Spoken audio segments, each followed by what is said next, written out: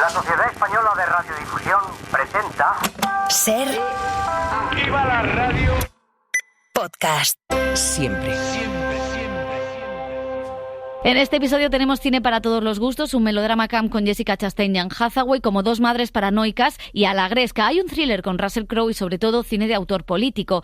Uno de los grandes estrenos es Green Border, película de la polaca Agnieszka Holland que denuncia la violencia policial contra los migrantes y refugiados en la frontera de su país. Además, el alemán Christian Petzold propone un drama veraniego. En televisión vuelve La Casa del Dragón, la serie derivada de Juego de Tronos, y hemos entrevistado a parte de su reparto. También conversamos con la primera mujer al frente de una producción de Star Wars. ¡Acción!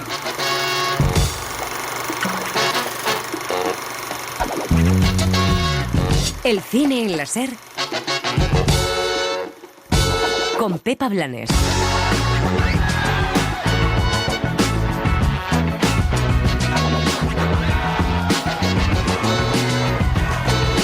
Han pasado 6 meses y finalmente el Ministerio de Cultura ha presentado la nueva ley del cine. Ha sorprendido que no haya habido cambios y aunque se entiende por la dificultad de poner de acuerdo de nuevo al sector ante la prisa por aprobar una ley que ya quedó en stand-by y también por la falta de apoyos parlamentarios, da cierta pena que la norma no haya sido más ambiciosa, ni en materia de igualdad, donde la cuota del 35% quizá debería seguir subiendo al menos hasta un 40%, o tampoco que incluye la inteligencia artificial, que ya es y que va a ser la gran amenaza de creadores, pero también de actores y actrices.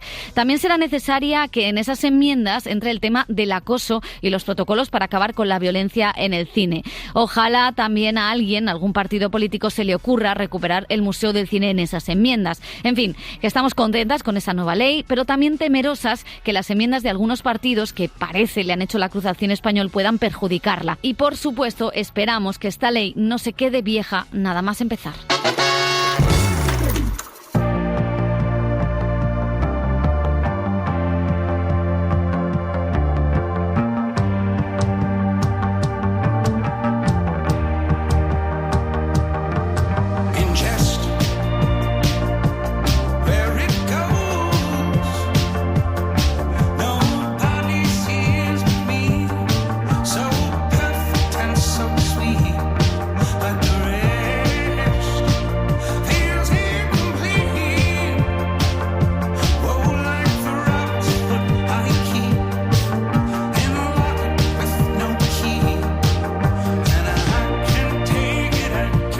¿Qué tal? Bienvenidas, bienvenidos al Cine en la Ser. Elio Castro, José Manuel Romero. Habemos nueva ley del cine.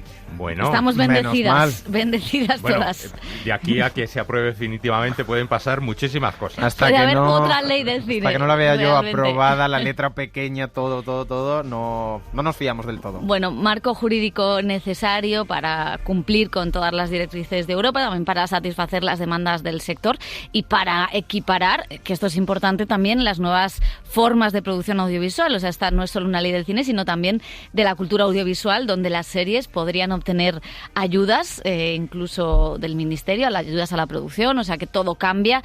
No se ha introducido la inteligencia artificial, pero esperemos que en ese proceso de enmiendas, pues sabemos que Vox hará una enmienda a la totalidad, como hizo la otra vez, pero el resto de partidos igual quieren poner alguna enmienda relacionada con la inteligencia artificial. O sea sí, que... y también, por ejemplo, de los derechos de los actores a la imagen que tienen y a que sus trabajos pues se repitan una y otra vez en plataformas y que ellos cobren poco. Y me estoy acordando esto de la ley del cine. Hace años Vicente Aranda sostenía que, dice, no necesitamos legisladores, necesitamos un buen traductor que traduzca la ley francesa del audiovisual y del cine, y con eso ya tendríamos la mejor ley del cine que hay.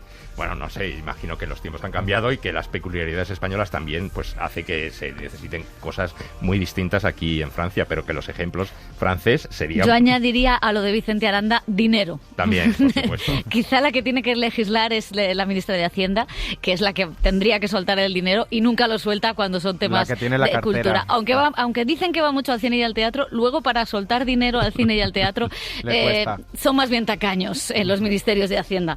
Recordemos que en este programa se entrevistó años a Cristóbal Montoro, sí, o sea, que es uno de los highlights de María Guerra. Y uno de los impulsores del dijo sistema. gustaba muchísimo el cine español. La niña de tus ojos era lo último que había visto en cine. Y en parte uno de los que cambió un poco el sistema de incentivos fiscales, que ha dado un impulso a la industria en los últimos 10 años, también en rodajes y en muchos aspectos de la industria, pero sí que se necesita ya, con los avances sobre todo tecnológicos, las huelgas incluso que hemos tenido en Hollywood, adaptar la normativa no solo a las transposiciones europeas, sino al contexto actual del audiovisual, que es mucho más diverso, mucho más complicado, pero a la vez mucho más débil en algunos sentidos, sobre todo para las producciones independientes.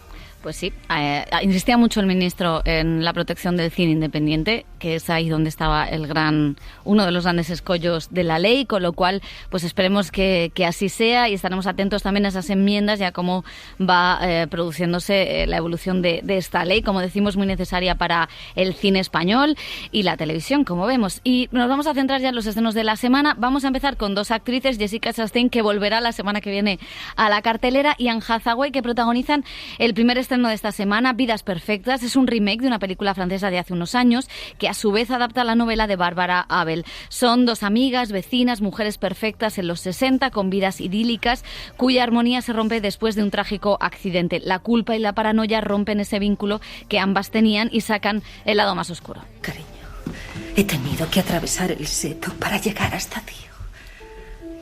He visto cómo me miraba. ¿Cree que yo debí salvar a su hijo? ¿Eso es lo que piensa ella? ¿O tú? ¿Crees que me imagino cosas? Creo que podría ser peligroso para ti que pienses eso. Dios sabe que me dejo llevar a veces.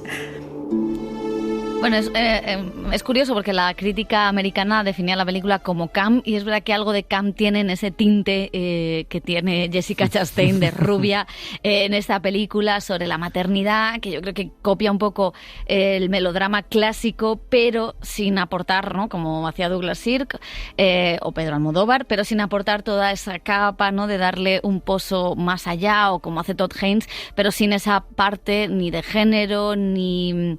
O sea, está un poquito en las relaciones de pareja, en que una mujer que deja el trabajo para ser madre, pero creo que es para mi gusto es demasiado superficial, ¿no? Sí, lo que pasa es que el término este que ahora se utiliza tanto, ¿no?, camp, como no sé si atracción para los cines o para un tipo de películas, si lo retuerces a lo mejor demasiado se da la vuelta a la propia película. Escuchábamos ahora el corte de atravesar el seto. Yo cada vez que atravesaban el seto de una casa a la otra de las vecinas, digo, aquí es donde también se da vuelta a la película, porque esto es surrealista, ¿no?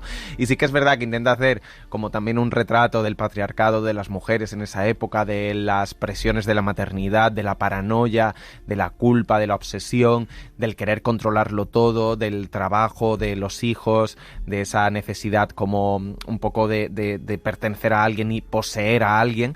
Pero yo creo que es fallida en casi todos los aspectos, que al final acaba siendo como un thriller psicológico que juega también con el suspense muy flojo, salvo, bueno, el disfrute de ver casi las interpretaciones pasadas de rosca de ellas dos, y que realmente no creo que saque jugo. Tampoco entiendo muy bien el título de Vidas Perfectas. Entiendo lo de desmoronar esas vidas, cuando todas las adaptaciones, el título es Instinto Maternal, ¿no? Como que casi si ese título echara a la gente para atrás al cine, y de un director de fotografía francés que hace su incursión aquí, ¿no?, en la dirección, y eso sí me parece curioso, y que reúna a este elenco para una historia así. Pero creo que la peli, aparte de que sabes muy bien un poco lo que va a pasar, ¿no?, y con los elementos que juega y eso, y el suspense y el misterio, creo que se va cayendo un poco conforme va avanzando.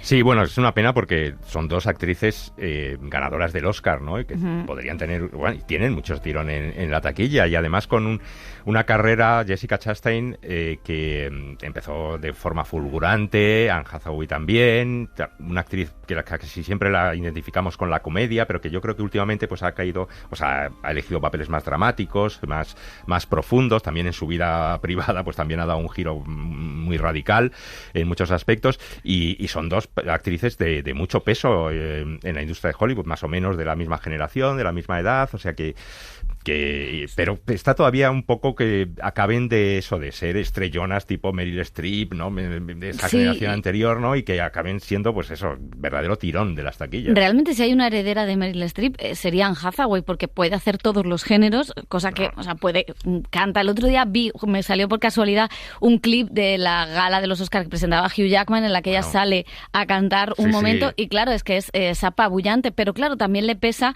el haber presentado una gala de los Oscars con James Franco, y que todo Hollywood te odie por aquello, ¿no? Aunque no tengas tú la culpa, sino James Franco. Entonces, sí que es verdad que es una actriz como muy apaleada, cuando además es buenísima en todos los géneros y puede hacer lo que quiera, y sin embargo, le han ido encasillando en como la que nos cae mal, ¿no? Que es un poco como Gwyneth Paltrow, que realmente la han puesto en un rincón a que haga sus velas y sus jabones y sus cosas, y realmente es una pena, ¿no? Porque Hollywood te clasifica en función de cómo caigas o en función de que hagas una cosa que no siente bien, y que ni siquiera es dar una bofetada en directo, o sea, que ni siquiera es hacer algo realmente que sea negativo, sino simplemente me caes mal, ¿no? Y en el caso de Jessica Chastain, bueno, es que yo creo que se curró el Oscar por el peor de los papeles que ha tenido, cuando es buenísima, y que ahora pues yo creo que está intentando un poco, no sé, buscar esa posibilidad a través de otro tipo de directores. La semana que viene veremos con Memory de Michel Franco, que es también un salto al vacío en otras cosas. O sea que, bueno, sí es cierto que el fenómeno estrellas que da para mucho, ¿no? Porque ahí tenemos a Will Smith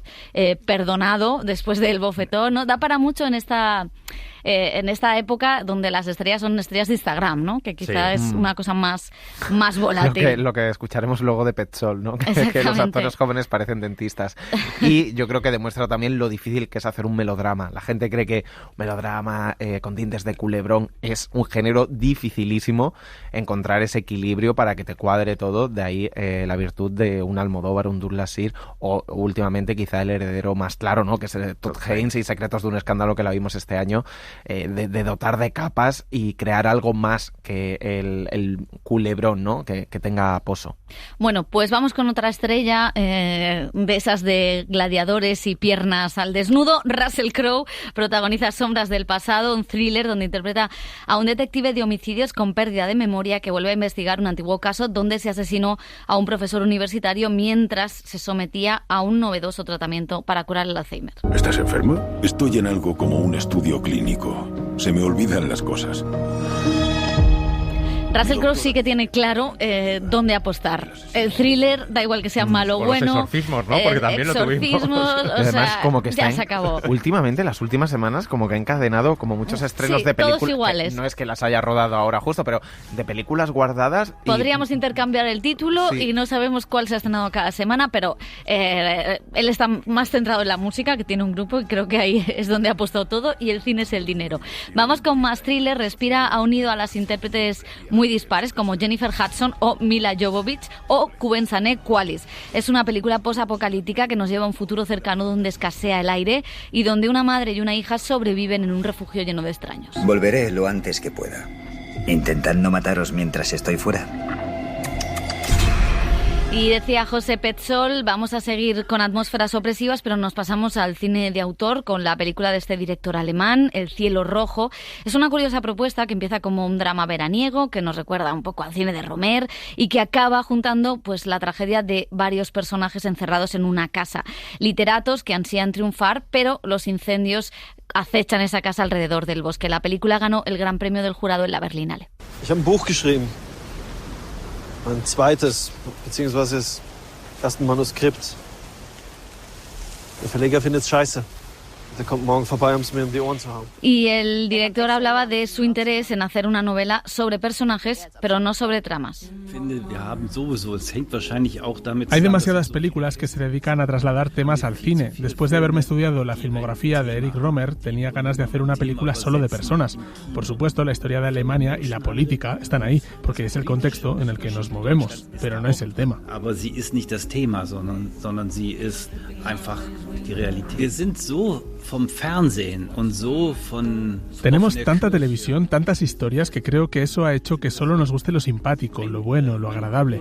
Esto es francamente aburrido. Me interesan los cretinos, los cobardes, porque en ellos hay un desarrollo. Si os fijáis en las películas de terror, los buenos son los que mueren antes. Zum Beispiel am amerikanischen Horrorfilm In dem Horrorfilm sterben immer die Sympathischen zuerst. Männlicher Egoismus. El egoísmo masculino se refiere a hombres irritados todo el día, y sí, claro que hay muchos en el cine. Sind, glaube ich, Gift für unsere Gesellschaft, ja. Das spiegelt sich in den Geschichten wieder. Claro que influye en las historias que se cuentan, el clasismo, pero no solo en el cine. Los intérpretes y las intérpretes también vienen de una clase alta. Tampoco tenemos el material que había. Es imposible encontrarse a un Gerard Depardieu con ese bagaje y esa cara. No vamos a encontrar rostros así. Los actores jóvenes parecen dentistas. Eso falta en el cine hoy. Als ob sie selber Zahnärzte sind. Und deshalb, es fehlt mir etwas im Kino. Meine Kinder hatten ein Lieblingskinderbuch. Cuando mis hijos eran pequeños tenían su libro favorito, Lars y el oso polar. Yo lo odiaba, pero teníamos que leerlo todo el rato. Había una frase que decía, un silencio de muerte, que tuve que explicarles. Era un silencio que no deja escuchar el viento. Es cuando no se oye nada, absolutamente nada, y no lo podemos ni imaginar. Un año después viajábamos en coche por Turquía y vimos un bosque que se había incendiado. Era increíble porque no se oía nada. Era la aniquilación total. En esa historia intentaba que no hubiera espacio narrativo y eso lo vinculé con ese incendio y ese silencio. En la cultura alemana, por los cuentos de los hermanos Grimm, los bosques son un lugar de historias, de cuentos. Si se incendian y ya no tenemos bosques, no tenemos cuentos y es cuando aparece el silencio de muerte en la sociedad. Gefährdet. Ja, da ist mir die Idee gekommen mit den Waldbränden. Mein Freund Harun war immer gegen Liebesgeschichten und ich habe ihm gesagt... Un amigo estaba en contra de las películas de amor y yo le decía que todas las películas son de amor, aunque hablen de confianza o de amor. No me interesa el amor en sí, sino cómo el amor se modifica, se utiliza, se defiende en los sistemas. El amor es una producción, es un devenir. Al cine, todo lo que sea producir devenir, le interesa. Por eso no puede hacerse cine sin amor. Das Kino interessiert sich immer für Produktionen werden. Und es gibt kein Kino ohne die Liebe. Bueno, pues Christian Petzold, la verdad es que es un director interesante que siempre, aunque se negaba a hablar de temas y de política, en su cine siempre ha contado la relación entre la intimidad de los personajes y los grandes cambios de la historia de Alemania, que no son pocos, ¿no? Sí, bueno, y además es muy interesante esa reflexión que hace, que le gustan los personajes, esos cretinos, o que no abundan mucho, o sea, fijarse tanto en ellos, ¿no? Y sí que es verdad que esas reflexiones que hace sobre la Europa o su país o la situación política, pues siempre son muy agradables de ver en la pantalla, ¿no? Porque es verdad que son reflexiones bastante profundas, ¿no? Puedes sacar siempre una reflexión tuya también. A mí lo de los cretinos es curioso porque es cierto que se ha dado mucho el juego a hacer cretinos divertidos, ¿no? Sí. Hacer el antihéroe cómico que es, bueno, pues es un narco o es alguien con un oficio o un mafioso. Y esto se ha dado mucho en Hollywood como, bueno, vamos a ser malotes y graciosos, ¿no? O Tarantino, que su cine está plagado de estos personajes. Pero creo que es mucho más profundo el personaje de este literato, que es alguien de clase humilde, que ha conseguido una beca, que ha llegado hasta muy alto, que tiene una presión extrema por no perder todo lo que ha logrado y por poder entrar en ese mundo literario, ese mundo intelectual. Y sin embargo es un cretino en otro sentido. O sea, es alguien que es interesante, que tiene sus traumas, que entiendes por qué tiene todos esos comportamientos nefastos, pero a la vez es alguien con quien no te sentarías a cenar y que dices, vete de esta... iba a decir una palabra fuera de tono, vete de esta casa de vacaciones, ¿no? Amargado. Entonces sí que es cierto que es mucho más interesante porque son personajes a los que cuesta mirar al cine. O sea, creo que se dan los dos bandos, o el bueno o buenísimo, ¿no? Que sobre todo creo que Hollywood ha hecho mucho daño a la hora de hacer arquetipos muy dicotómicos y de establecer esos arquetipos con el que nos quedamos, ¿no? Y creo que es interesante lo que hace aquí de acabar poniendo a estos personajes a convivir con ese fuego que casi va acercando la casa de vacaciones en un periodo que debería ser de relajación y de diversión, y sin embargo como cada personaje choca, que podría ser un piso compartido, podría ser un grupo de amigos, en este caso son medio desconocidos, y sobre todo cómo va derribando los prejuicios de cada uno de los personajes, que es lo que más interesante me parece de esta película, que no te dan ganas de ir a Alemania, pero bueno, está bien. Por el fuego, ¿no? Después de las elecciones europeas. Menos. Bueno, después de las elecciones europeas es difícil encontrar un país al que querer viajar. Sí. O sea, no, la verdad es que es un director muy interesante, y yo creo que me gusta más casi esta etapa, que desde Ondina, ¿no? Define él mismo como que quiere hacer hacer una trilogía de los elementos. En Ondina jugaba con la mitología de la ninfa, con el agua, con esta fatalidad. Aquí juega con el fuego y eso es lo que casi más me gusta, ¿no? La capacidad de crear no solo a esos personajes, sino la atmósfera de la película, que tú entras ya y hay algo en el ambiente de fatalismo, de tragedia griega incluso, ¿no? En su cine que a mí me interesa mucho combinado con la literatura, y aquí es muy interesante el ejercicio y la reflexión porque de alguna forma, creo que incluso él lo ha dicho en algunas entrevistas, se ha visto reflejado cuando él hizo su segunda película, ¿no? Este es el escritor que va a sacar su segundo libro después de un éxito y que al final no solo eres a lo mejor un cretino, sino cómo te conviertes en un cretino, ¿no? Por esas dinámicas y cómo lo aplicas a tu mundo, ¿no? De una forma tan amargada. Y luego creo que la película, que es muy sensorial, que tiene elementos no solo con el fuego muy interesantes, repite todo el rato para definir al personaje, ¿no? No voy a la playa a bañarme cuando todos van a bañarse, o el sonido de una mosca permanente, cuando el sonido es muy importante en la peli, cuando él está hablando, cuando él le rodea a alguien.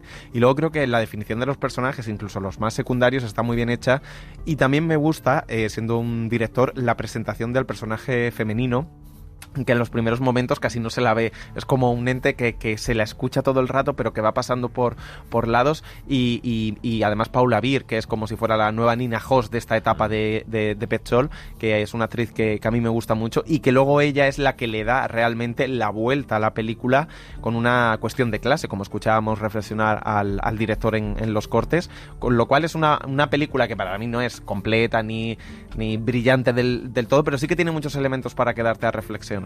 Y luego lo que es muy bonito, cómo usa, que lo hacía en Ondina, la cultura alemana, ¿no? Y el lenguaje alemán, y hablaba de una palabra, era muy difícil traducir esto porque no se iba a entender, pero él hablaba de una palabra que tienen los alemanes para explicar como la muerte de los bosques, ¿no? Y cómo eso pues entroncaba con la literatura alemana y la manera de establecer lo que son las bases del cuento, que son alemanas, luego rusas, pero que es de ese estructuralismo alemán y ruso, ¿no? Y entonces, cómo detrás de esta película, que aparentemente es muy sencilla y es un verano con un conflicto entre un grupo de desconocidos, al final tiene una serie de capas que yo creo que la hace todavía más disfrutable. Y vamos a seguir. La directora polaca Agnieszka Holland ha tenido que marcharse de su país tras estrenar Green Border. Rodada casi en secreto, la película es un poderoso thriller que cuenta la violencia que sufren los migrantes que quieren cruzar la frontera entre Bielorrusia y Polonia.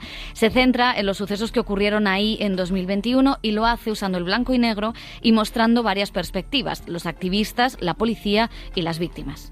No estoy segura de seguir siendo humano. Me tratan como un animal. Mi único pecado es tener el peor pasaporte del mundo. El ISIS llegó. Y un vecino me había denunciado porque creía que estaba viviendo con un hombre. Empujaron a gente desde el tejado y los apedrearon por eso. When I realized that authorities plan to use the violence and to make the propaganda tools. Es curioso porque en un país donde hay un problema con la migración, lo que ha hecho el gobierno es legalizar la violencia, y ese es el primer paso hacia algo muy malo. Pero no solo ocurrió eso, sino que cerraron toda la zona fronteriza y prohibieron a los medios de comunicación y a las organizaciones humanitarias entrar. Convirtieron en secreto lo que estaban haciendo y no querían dejar que las imágenes de aquello se difundieran. Con lo cual, me dije que si el señor Kaczynski creía en la fuerza de las imágenes, yo les iba a demostrar que era más fuerte a la hora de recrearlas. Los bielorrusos nos pegan, nos disparan, nos mandan a Polonia. Pero en Polonia nos lanzan contra los alambres de espino, nos patean como si fuéramos pelotas. Solo queremos una vida normal. Vivir. Activists, the people like that are saving us. It means are saving our souls. Los gobiernos dicen que los refugiados o los migrantes son malas personas que solo quieren infringir nuestras leyes, y quienes están enfrente de esta afirmación son los activistas, las personas que nos están salvando nuestras almas, por usar una expresión religiosa. Son como nuestra conciencia, pero no podemos confiar todo a ellos. También tenemos que actuar y convertir nuestra acción diaria en acción política. We have to translate their action to the political action. A bit intuitive. I felt that the black and white is right color. Sentí que era la herramienta estética adecuada para contar esa historia que al mismo tiempo tiene la misma brutalidad o dureza que el documental. Es relevante para unir la historia con el pasado, porque lo que vemos en esta película, de alguna manera, es algo que nos recuerda al imaginario de la Segunda Guerra Mundial. Podía quedarme completamente sola en Kabul y esperar a los talibanes, o podía huir. Quiero vivir en Polonia. When we shown the film to the regular people, they said, "Oh, it's so much of violence." Cuando mostramos la película a la gente común, siempre destacan la cantidad de violencia que hay. Sin embargo, cuando vieron la película los activistas que trabajan en la zona, destacaban que había solo una pequeña parte de los horrores que suceden en realidad. Ha sido cuestión de encontrar el equilibrio. Lo que hicieron las autoridades polacas fue legalizar la violencia y eso es un paso muy importante. Por ejemplo, lo que hizo diferente el Holocausto a otros crímenes contra la humanidad es que se sistematizó y se legalizó cuando el propio Estado decidió legalizar la violencia y convertir todo en violencia en tiempos que no eran de guerra. That is so primitive, you know, it's so direct that it's, I don't know, I just felt that we have to show.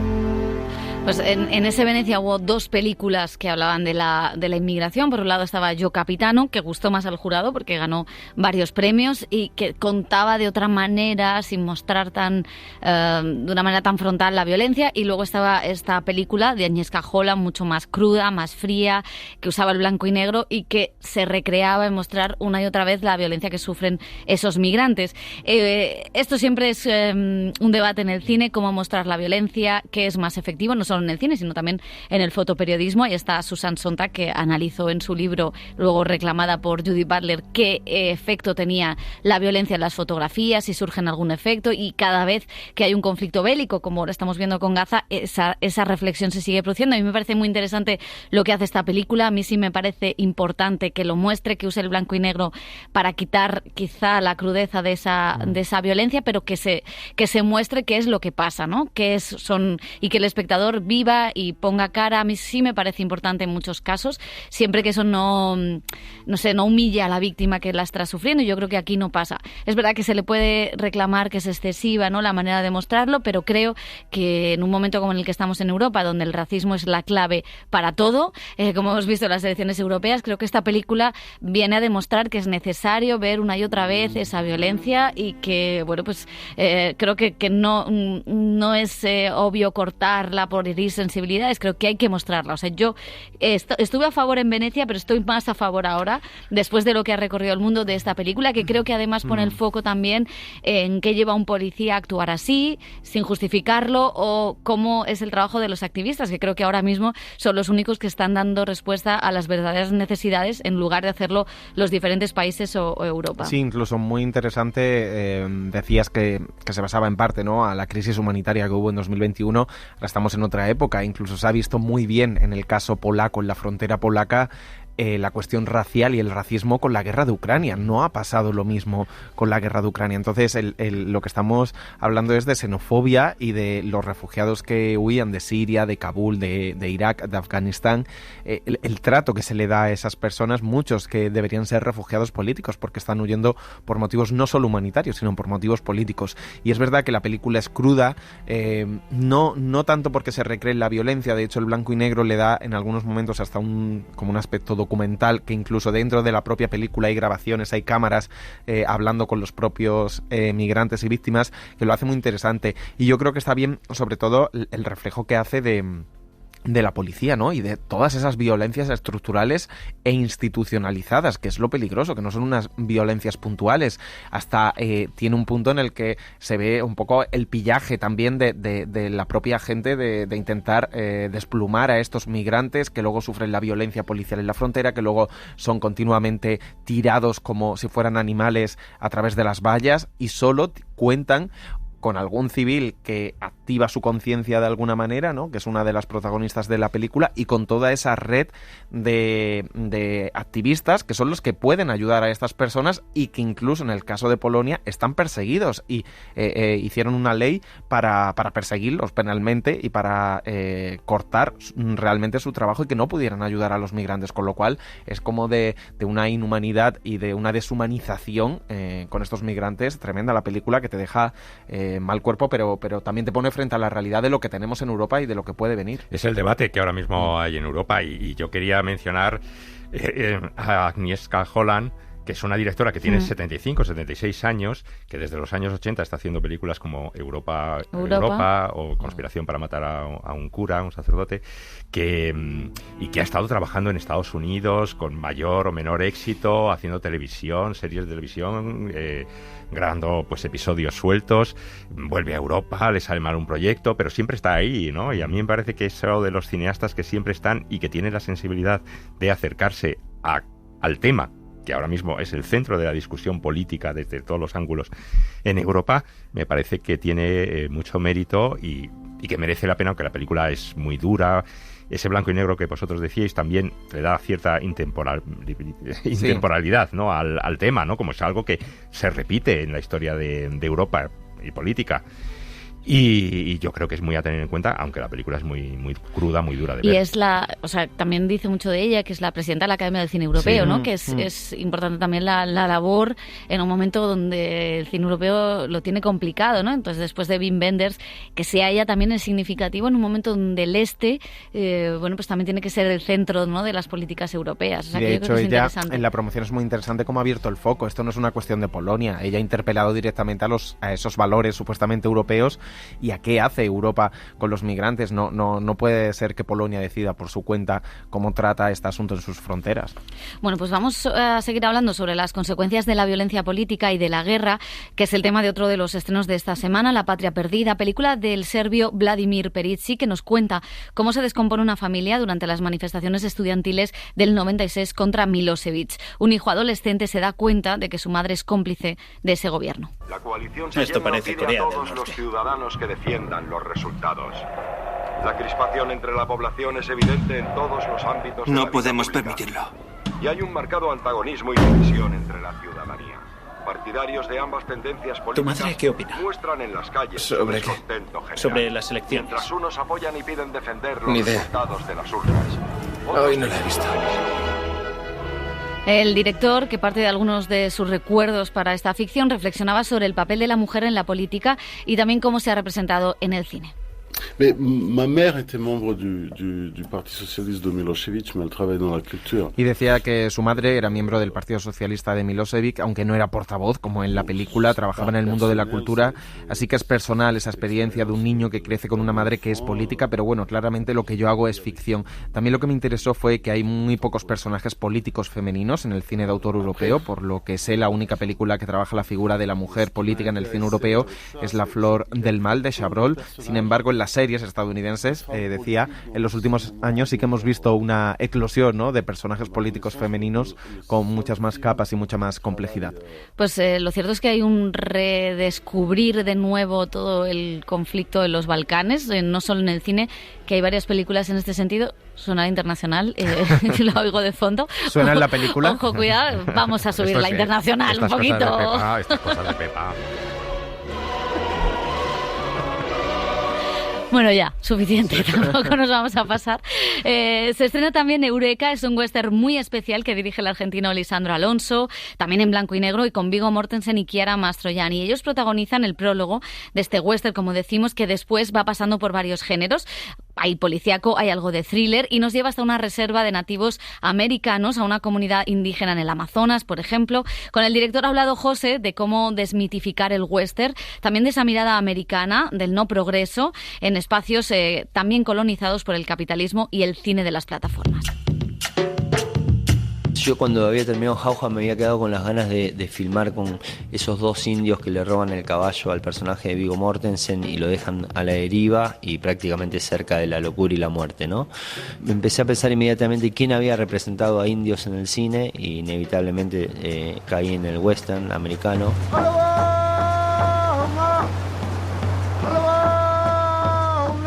Pues dije, bueno, sería interesante para mí que nací viendo esos westerns, que me influyeron y entraron de alguna manera culturalmente en mi forma de pensar el cine, tratar de hacer un prólogo y desmitificar mucho del western realizado, donde tácitamente invitaba a los indios a ser protagonistas de sus conflictos y sus historias, pero los desrepresentaba de alguna manera, ¿no? Hacía como una caricatura de sus propias vidas. No se habían tomado el tiempo real para entender cómo eran, qué sentían, qué creencias tenían. Y bueno, me pareció que era interesante ponerlo a modo de farsa y entretenimiento al comienzo de Eureka y después ver en tiempo presente cómo es la vida de esos descendientes de indios que fueron retratados o usados para generar una industria o crear una industria cinematográfica que invadió el mundo entero, ¿no?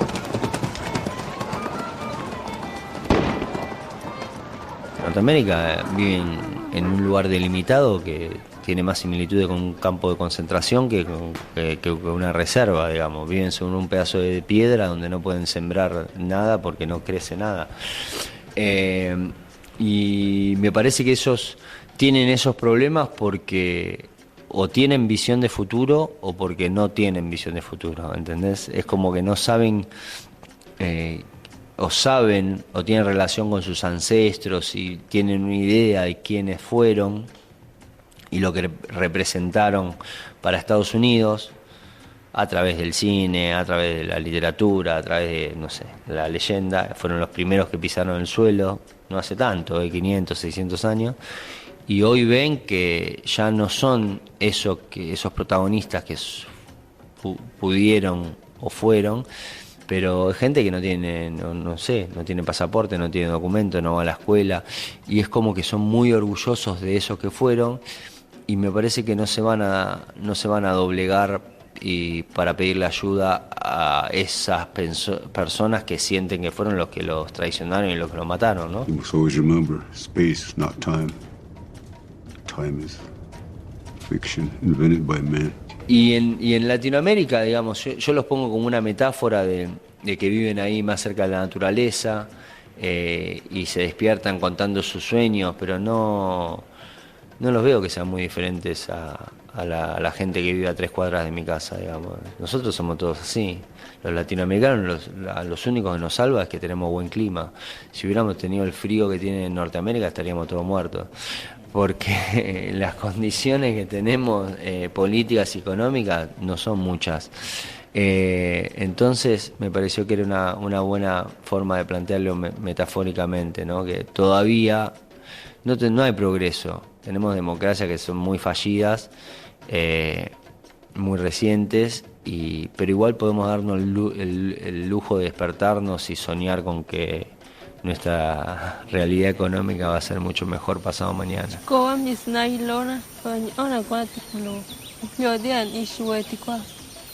Si no hubiera existido el western, hubiera existido Donald Trump. ¿Me entendés lo que quiero decir? Si hubiera existido otro tipo de películas, ¿tendríamos otro mundo? Y no, y quizás sí. Entonces es como que me pregunto, bueno, hay que poner un poco más de atención a qué tipo de contenido, sobre todo los encargados de producir imágenes, qué tipo de contenido o propuestas tenemos, ¿no? Porque si uno transpola, que era parte de lo que yo propongo, o una de las conexiones posibles, en el mejor de los casos, que pueden hacer los espectadores de Eureka, es, bueno, si uno lleva al día de hoy lo que fue el western en su momento, lo podría comparar con el contenido que me ofrecen las plataformas. Y posiblemente, si yo veo dentro de 20 años, lo que hoy proponen las plataformas, va a ser un contenido obsoleto. Ridículo, vacío, de puro entretenimiento, que generó millones y millones de dólares a no sé a quién, y que a mí no me hicieron ver, entender y capitalizar esa información a través de las películas que veo para ser un mejor vecino.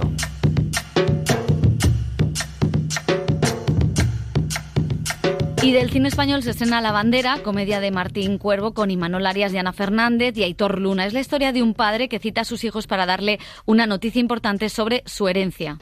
He cambiado el testamento. He decidido donar todo lo que tengo. Papá, escúchame atentamente. Antonio, no. No estás bien. Y que el día menos pensado nos va a liar una movida de las gordas. Tomás no está bien, pero es que vosotros no hacéis nada porque mejore. ¡Que van tres! La actriz Ana Fernández nos hablaba de este tema recurrente en el cine, las herencias y los nepo babies. Bueno, yo creo que no es una cosa actual, yo creo que es algo que lleva estando toda nuestra existencia, ¿no? O sea, esas míticas películas que ponen antiguas de una herencia familiar, de unas tierras, empiezan todos a matarse, todas las telenovelas, la mayoría de toda la historia siempre ha sido sobre eso, sobre una casa y los padres, entonces el padre muere y entonces la madre, y entonces los hijos se matan, o sea, quiero decir que es un tema como que siempre ha estado y se ha trasladado a la ficción, a los libros, a las novelas. También entiendo que los padres o abuelos se rebelen.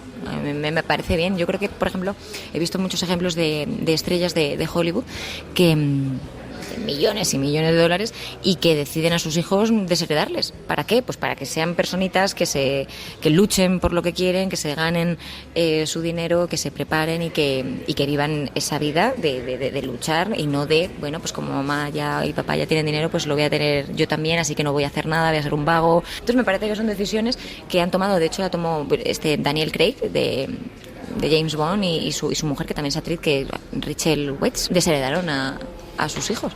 Bueno, pues vamos a terminar con la recomendación de 2 documentales. Por un lado, La primera mirada es un trabajo de investigación de Luis Parés que muestra los trabajos de la primera escuela de cine que hubo en España en los años 40. Fue un reducto de libertad en pleno franquismo y en plena posguerra, donde se rodó, por cierto, la primera película sobre la guerra, que nunca se ha estrenado, y donde estuvieron Berlanga y Bardem. Ese foco un poco más a la derecha. Bueno, vale. Motor, rodando. Claqueta. Prácticas, tercero. 19 primera. El otro documental evoca la figura de uno de los poetas más populares de la literatura hispana, Mario Benedetti, que cuenta la historia de amor del escritor y Luz López y reconstruye la mirada de una relación marcada por el amor y el Alzheimer. Luz era la más inquieta intelectualmente, pintaba, leía. Mi padre, hermano de Luz, sus ideas políticas eran bien distintas a las de Luz y Mario. Era una familia reaccionaria de derecha. Yo creo que ella sorteó muy bien las dificultades y logró ayudar muchísimo y apuntalar mucho a Mario. Me avisaron buenos amigos que me quedaban 48 horas para irme porque si no iba preso. Al final salí a Argentina. Era un niño que quería los abrazos, que no le había dado seguramente la vida. Nunca se puede hablar de Mario sin hablar de Luz. Si te quiero es porque sos mi amor, mi cómplice. Yo creo que era una pareja que debería tener algún pacto o algo. Que sigan buscando momentos para encontrarse. Demuestra lo duro del exilio y a la vez la fortaleza de la relación. Si te quiero es porque sos mi amor, mi cómplice y todo. Y en la calle codo a codo somos mucho más que... Mas si una tarde te extraviaras entre el mar y el espejo, recuerda siempre que aquí estamos, yo y mi alma y mi cuerpo.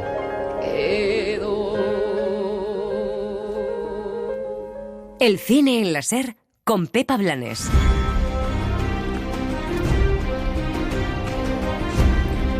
Las series.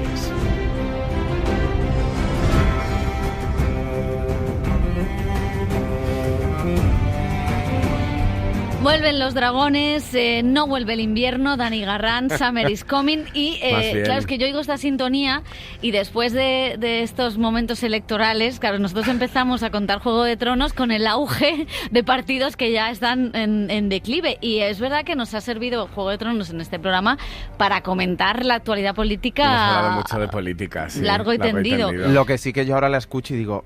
Mira que son vagos de no haberla cambiado un poquito. No, yo quiero, qué vagos. Yo quiero esta sintonía. No quiero. ¿Cuántos años vamos a estar escuchando Juego de Tronos? Estaba con el móvil empezando la serie, suena la sintonía y dejé el móvil. Eso solo lo consigue Juego de Tronos sintonía. Hay una y no va a haber nunca igual. Lo único bueno es que han cambiado la cabecera, no sé si os habéis fijado, sí. ¿Vale? Ahora es como un tapiz y se van menos mal con lanas y tal, esto es muy bonito. Es como John Williams, siempre es la misma, pues esto es igual, siempre la la misma. Bueno, has estado en París, Dani, en la presentación de la segunda temporada de La Casa del Dragón. Como sabemos, la serie derivada de Juego de Tronos, con la que HBO, ahora Max, que también se puede ver en Prime Video, o sea, se puede ver por tierra, mar y aire, falta decir, si quiere seguir explotando pues este fenómeno que supuso 2 años después de la presentación de esta nueva serie. Vimos la primera temporada. Ahora llega la guerra, la sangre y las muertes sorpresa. Todo como en casa. Como siempre. Y el rubio platino. Hay cosas que no cambian. La ficción basada en los libros de R.R. Martin pisa el acelerador. Si la primera temporada tuvo que pasar por un salto temporal con cambio de actores y situarnos las vidas de todos los protagonistas, que no son pocos, el árbol genealógico se las trae. Aquí ya está todo dicho. Llega la sangre, el fuego y los dragones. 2 mujeres enfrentadas por el trono, 2 bandos con los que hay que tomar partido, y esa característica tan valiosa en la televisión de hoy en día, que cada escena cuenta, que cada diálogo entre cualquier personaje te puede hacer saltar de la silla. Como he dicho a mis banderizos, prometí a mi padre que mantendría el reino fuerte y unido. Si hay guerra, no seré yo quien dé el primer paso. ¿No vais a reaccionar? Ser precavidos no significa estarse quietos. Quiero saber quiénes son mis aliados antes de enviarlos a la guerra. La serie arranca con la princesa Rhaenyra Targaryen conociendo la muerte de su hijo y proclamando la guerra por el trono de hierro de desembarco del rey, que su padre le prometió que se haría cargo. A partir de ahí se fragua la danza de los dragones, una guerra civil inevitable entre los defensores de cada uno de los monarcas Targaryen, los partidarios de Rhaenyra y los de Aegon II, con sus alianzas y traiciones alrededor. Bueno, pues luego hablaremos de con qué bando va cada uno, pero Dani, insistimos, fuiste a París a entrevistar al elenco de la serie. Sí, así es. Después de la premiere en un teatro parisino de la nueva temporada y de su posterior fiesta con el trono de hierro incluido. ¿A la fiesta también fuiste, Dani? Hombre, claro, a la fiesta. Oye, no falte. Para dar la bienvenida a Max en Francia, que también era el momento en el que ya llegaba el nuevo canal, pues pude hablar con parte del elenco. Ya os adelanto que Matt Smith no estaba, pero sí otros de los principales actores que tendrán más recorrido a lo largo de esta segunda temporada. Para empezar, hablé con Olivia Cook, Alicent Hightower en la serie, madre de Aegon II, que me decía que no había una sola escena en esta temporada en la que sonriera. Pobrecita, está siempre con el ceño fruncido. Menudo bicho. Menudo bicho. A mí me gusta, Aquí murió un bicho. Es uno de los grandes personajes. Y Fabien Frankel, el Lord Comandante del rey Criston Cole, que desprenden toda la química que se ve en la pantalla.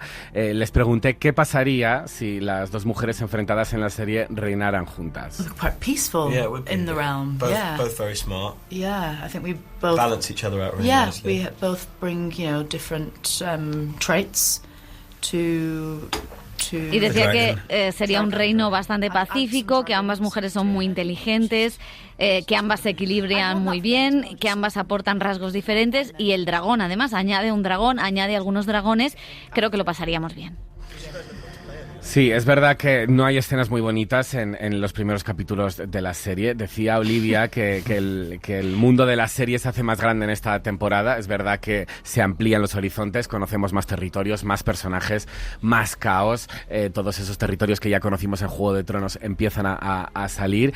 Pero a pesar de que la serie crece, la popularidad de los actores, por suerte para ellos, no tanto. You know what? I've not really noticed much of a difference in a really great way.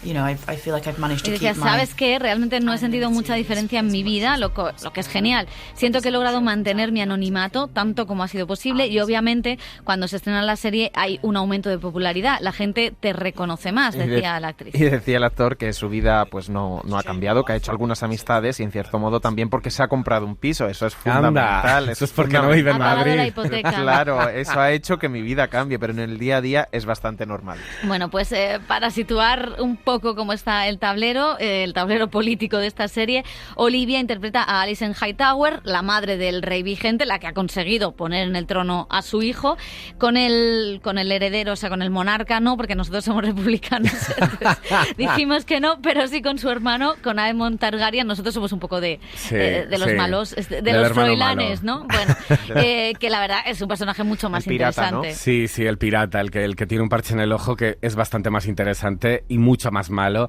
Ewan Mitchell interpreta a este despiadado personaje que conocimos al final de la primera temporada y que acogió sin ver nada de Juego de Tronos, porque me contaba que quería ir a ciegas sin contaminarse de otros personajes. He is a character who possesses a moral ambiguity. Y decía que es un personaje que posee una ambigüedad moral y una oscuridad que no es del todo creada por él mismo, es un producto de su entorno en gran medida y también posee el mayor poder singular, por así decirlo, en vagar. Y por eso se ve como un llamado a la grandeza, a hacer grandes cosas, a grabar su nombre en los libros de historia.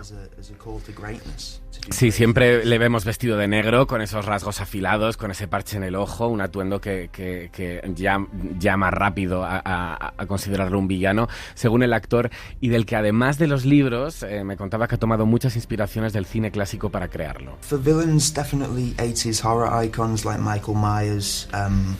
Decía que para los villanos, definitivamente, iconos del terror de los 80 como Michael Myers, Jason Voorhees, el Creeper de Jeepers Creepers, personajes que no necesariamente dicen mucho, sino solo la forma en que habitan el espacio. No importa lo lento que caminen, siempre alcanzan a Jamie Lee Curtis, ya sabes, la idea de la inevitabilidad.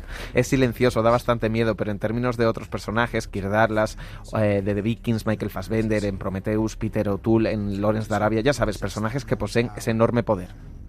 Bueno, pues es listo el chico. Es bastante listo, sí. Ha visto cine clásico, Ha visto ¿no? cine clásico, me gustaba mucho cómo hablaba. También le preguntaba a Ewan Mitchell cómo era la sensación de volver a Poniente y cómo esa legión de fans que tienen detrás ya han adoptado ese continente literario como un lugar seguro en el que refugiarse. I think, season one, it was a show filmed over a long period of time during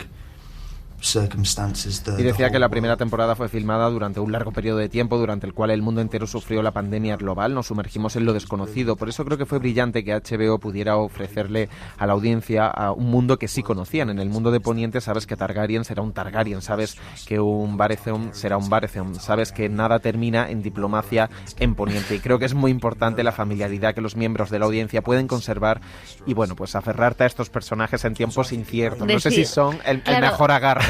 No, porque todo empieza y acaba de manera muy distinta, o sea que agarrarse a algo por seguro, los aires. No, porque, más bien sería ver cosas de casa. Es no que sé. rápidamente te agarras a un personaje y a los 10 minutos le han matado, con lo cual...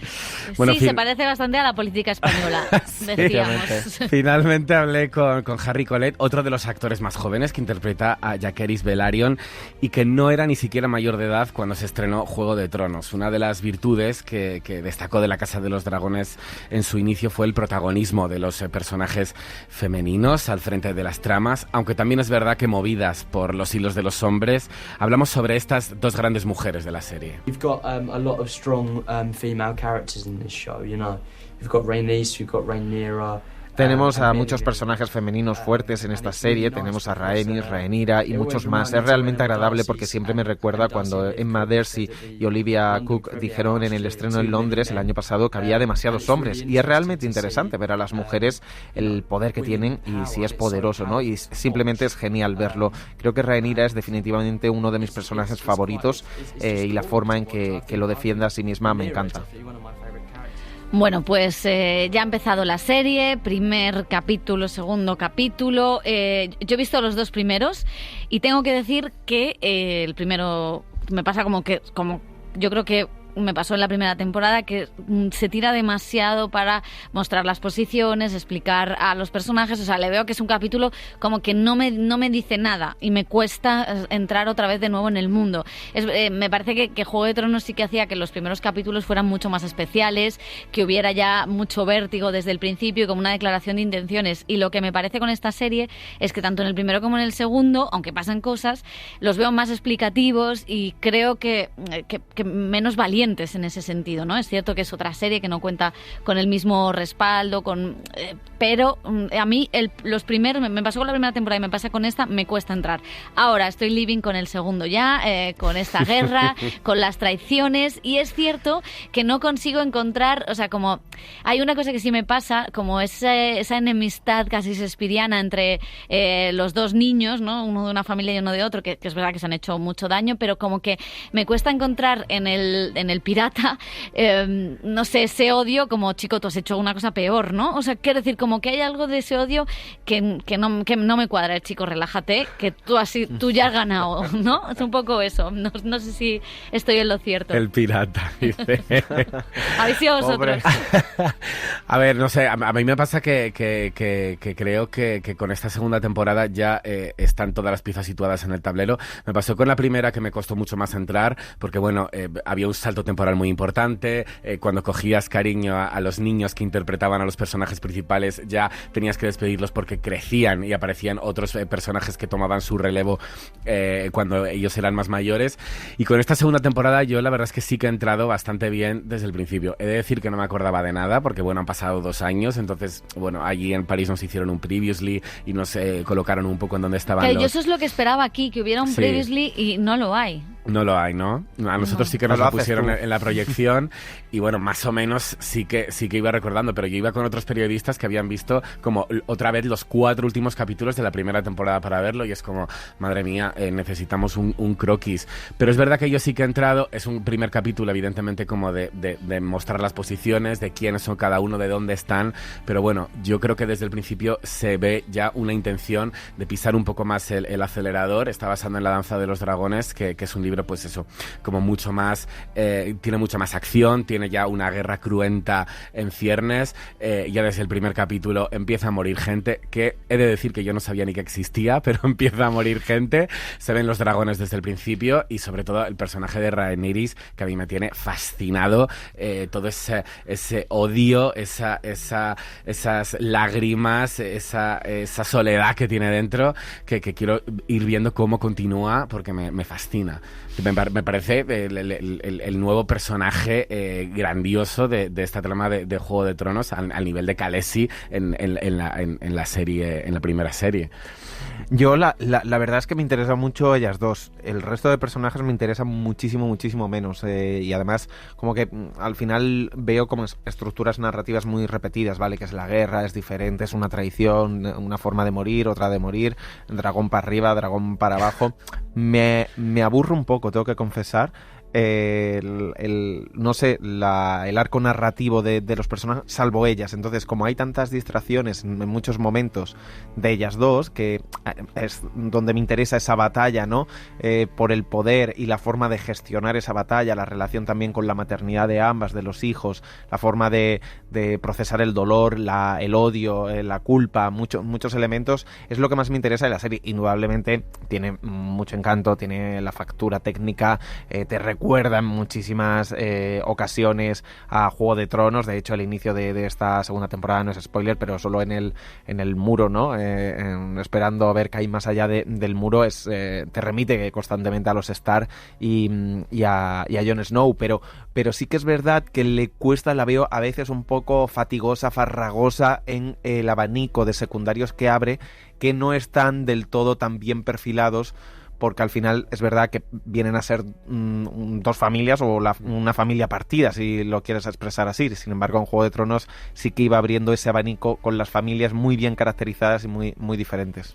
Bueno, a mí, yo lo de los secundarios, como que sí es cierto que no tienen el carisma. También es verdad que a veces me pregunto si que al final Juego de Tronos necesitó tiempo para que ese carisma se fuera acrecentando, no lo sé. Y el enfrentamiento de ellas, lo que me gusta es, claro, al final la serie juega con si es posible parar una guerra. Todas las guerras se producen por este tipo de ofensas, ¿no? De yo te hago esto, tú te contraataco con esto, hasta que al final estalla el conflicto, ¿no? Y cómo, de alguna manera, si eso se puede parar o no. Y siempre se ha hablado del liderazgo femenino, si el liderazgo femenino puede paralizar ese tipo de cosas violentas, y es interesante porque vemos que no, ¿no? Entonces, bueno, me parece que luego al final sí que tiene un pozo que pensaba que no lo iba a tener, pero bueno, lo iba... Es un poco creo que ahí está. la izquierda del PSOE. Sí. Los liderazgos. Siempre buscando referencias. Hombre, porque nos ha dado mucho juego esta serie. Esperemos a que continúe un poco la temporada y podemos hacer también un especial político, ¿no? También, sí. No sé, porque la política cambia tanto de una semana a otra, más que Juego de Tronos. Más aún, más. Vamos con otra saga que también ha tenido muchísimas lecturas políticas, saga épica que cuenta con miles de fans en todo el mundo y que sigue expandiéndose.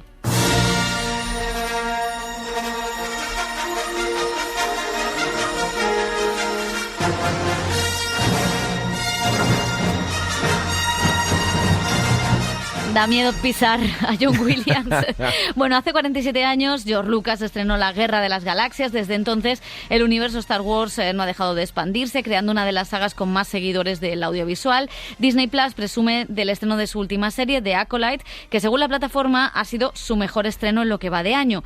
Parece, como decimos, que Star Wars sigue en plena forma y dando dinerinchis. Y todo ello sin recurrir a la familia Skywalker, ni al Imperio, ni a cameos de personajes conocidos. Una estrategia que le ha ido bien a Disney después de ver Andor y The Mandalorian. Ahora estrena The Acolyte, es su nueva serie que nos traslada a la Alta República a 200 años antes del nacimiento de Anakin. Nunca antes se había retrocedido tan atrás en la cronología de la Guerra de las Galaxias. Una época de esplendor y paz donde la Orden Jedi velaba por la serenidad en toda la galaxia y los Sith eran una especie que se creía desaparecida. La fuerza es poderosa, como el fuego o el mar. Es un poder que debemos respetar. The Acolyte arranca como una serie de misterio, incluso policíaca. Su creadora es Leslie Headland, autora de la serie de Netflix Muñeca Rusa, y que puede presumir de llevar toda la vida escribiendo sus propios fanfiction de la franquicia. Con ella hemos hablado sobre la responsabilidad de escribir y dirigir en el universo Star Wars y las críticas misóginas de los fans más reaccionarios.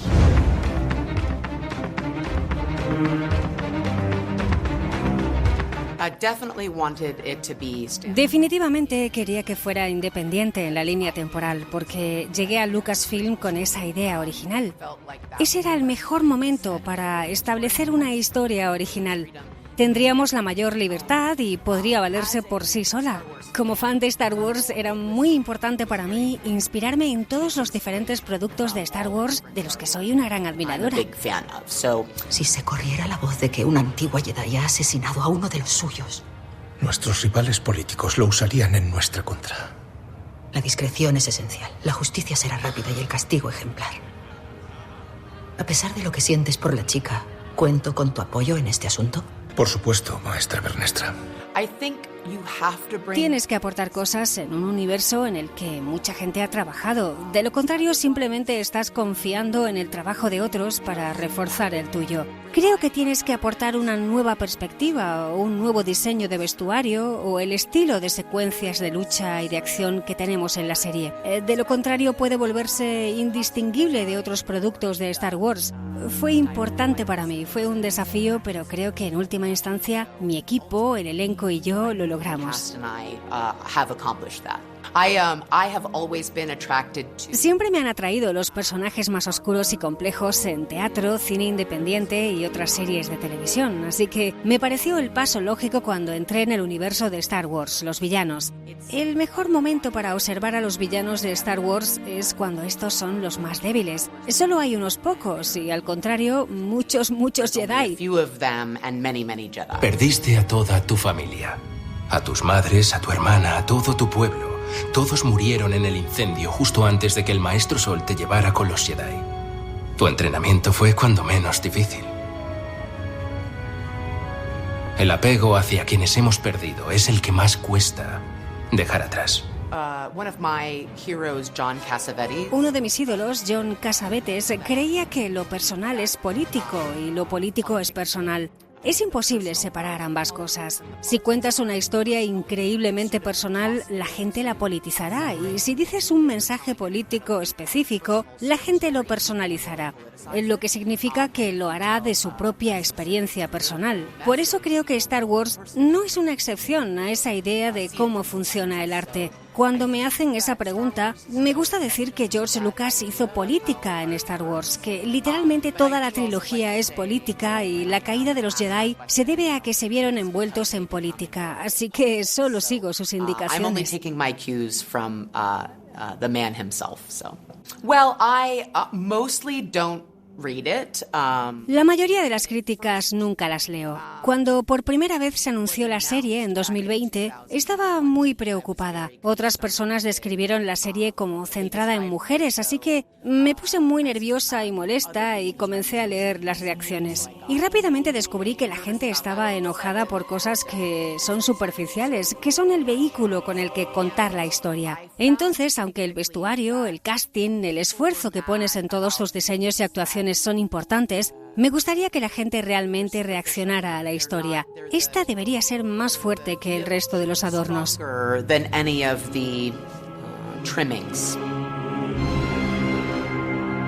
Hablaba la creadora de esas críticas y es que la serie ha sufrido lo que ahora llaman el review bombing, o sea, un bombardeo de malas críticas que poco tienen que ver pues con la calidad o con lo que cuenta la serie, sino con... Y antes de verla. Sí, antes de verla. Me recuerda a Joker, con cosas además que no tienen que ver con la propia serie, ¿no? Sino externas, digamos. Eso es, a pesar de que hablamos de ciencia ficción, pues todavía hay muchos fans de Star Wars que no entienden la diversidad de especies, colores de piel e identidades. O sea, puede haber un extraterrestre verde, pero no negro.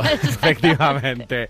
Y han llenado las críticas de comentarios misóginos y racistas. La presencia de mujeres protagonistas y la supuesta ausencia de humanos blancos heterosexuales han crispado los ánimos de la parte más tóxica de la comunidad de fans de la saga de George Lucas. Y una de las actrices protagonistas, la española Daphne King, nos hablaba de cómo se toma ella estos comentarios. Lo que yo creo es que hay que ignorarlo un poco, te tiene que hacer gracia al final, sobre todo si llevas tantos años como yo en la industria, ves mucha mierda de esta. Y al final es un poco como irrelevante hasta que haya salido la serie, ¿no? O sea, ni siquiera lo han visto. Una vez que lo hayan visto ya puedes tener una opinión creativa sobre la serie, pero estar ya con estas opiniones es un poco... no sé, precipitado, pero puedo entender que el fandom de Star Wars es un fandom muy apasionado y yo aprecio y estoy muy agradecida de que de hecho tengamos un fandom tan apasionado, porque es gracias a ellos por lo que seguimos haciendo esto, y simplemente espero poder cambiarle de opinión al menos a un par de personas.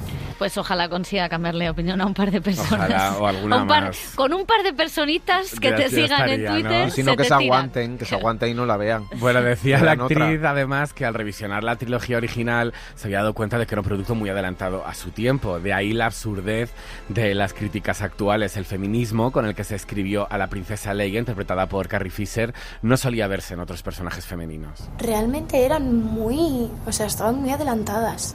El personaje de Leia, cuando me estaba viendo las pelis otra vez, yo flipaba con que en los años 70 estuvieran dándole a esta mujer una pistola y líneas tan como masculinas y cool, y que la escena esa en la que están en el pasillo y están todos como aterrorizados y ella sale limpia, o sea, eso es una cosa totalmente Han Solo y se lo dieron a ella. Y como lo he hablado mucho con Charlie lo está diciendo en entrevistas y me encanta la manera en la que lo dice, que es que ella acabó haciéndose como heroína a pesar del contexto, ¿no? Y si lo ves, para la época realmente estaba adelantado. Entonces yo creo que la progresión natural era llegar a un momento en el que estamos ahora, solo que es verdad que empezó en los años 70.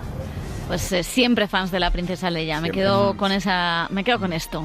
Pues yo creo que derrocha bastante amor por el universo Star Wars, y creo que desde su sencillez, que es buscar a un asesino en serie, básicamente es un thriller buscando un asesino en serie, jugando también con esto del doble, de los gemelos, del lado bueno, el lado malo. A mí me funciona perfectamente, siendo muy sencilla, con muy buenas intenciones. Creo la serie sin mucha complejidad ni profundidad, pero creo que está bien y que funciona. Lo único es que todos los universos de estas series, salvo Andor, que fue diferente, me suenan igual, como si se hubieran grabado en los mismos sitios todo el rato. Hombre, probablemente se han rodado en los mismos sitios todo el rato. A mí también me funciona mucho el formato thriller, creo que es muy original, y el hecho de que se aleje un poco de la familia Skywalker también me viene muy bien, porque no soy yo demasiado fan de Star Wars. Uy, lo que ha dicho. Es una historia nueva. Voy a acabar aquí el programa. Uy, lo que ha dicho. Y hablaremos de tu futuro en el cine en la SER. Adiós. El cine en la SER con Pepa Blandas.